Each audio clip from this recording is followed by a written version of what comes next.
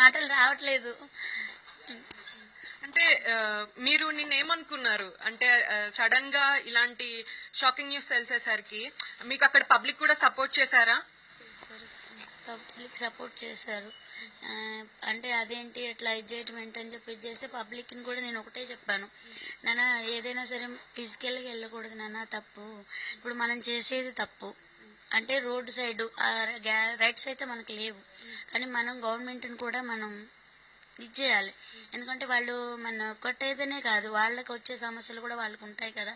మరి పబ్లిక్కి అంతరాయం కలిగిస్తే మరి అది తప్పే కదా. కానీ అది పబ్లిక్కి కూడా నేను అదే చెప్తున్నా, మీరు వచ్చిన దానివల్ల ఇంకొకళ్ళు సఫర్ అవ్వకూడదు, పబ్లిక్కి అంతరాయం కలగకూడదని చెప్తాను ఎవరికైనా సరే. అలా ఇంకోసారి కలగకుండా ఏదన్నా కొద్దిగా అక్కడ అంటే పార్కింగ్కి అటు పక్కన పెట్టుకోమని చెప్తున్నాం, కానీ ఆ క్రౌడ్లో అసలు మేము చెప్పేది అర్థం కావట్లేదు, ఎవరేంటనేది మాకు అర్థం కావట్లేదు, అసలు బయట ఏం జరుగుతుంది అనేది కూడా మాకు తెలియట్లే. అది ఇది ఇట్లా ఇదయ్యేటప్పటికి అది. అంటే గతంలో ఇలాగ జరగడం మీకు ఎప్పుడన్నా ఎదురైందా? అంటే ట్రాఫిక్ పోలీసులు వచ్చి కొంచెం మీ స్టాల్ ఆపండి, ట్రాఫిక్ ఇబ్బంది అవుతుంది అని చెప్పారు ఎప్పుడన్నా? చెప్పలేదు అసలు. ఇప్పుడు ఈ 1 year నుంచి అయితే ఎక్కడా లేదు. 1 year నుంచి అయితే 1 year బ్యాక్ మాత్రం ఇదే ట్రాఫిక్ గురించి అప్పుడు అన్ని స్టాల్స్ తీసేయడం జరిగింది. అప్పుడున్న ఇది కూడా ప్రభుత్వం కూడా మాకు సాయం చేశారు.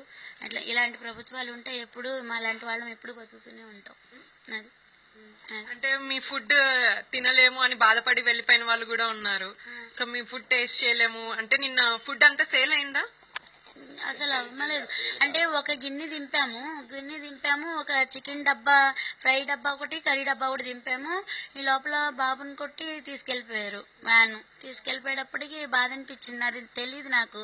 మా వారు అప్పుడే కొంచెం ఎమోషనల్ అయ్యారు, కొద్దిగా బాబుని అలా కొట్టి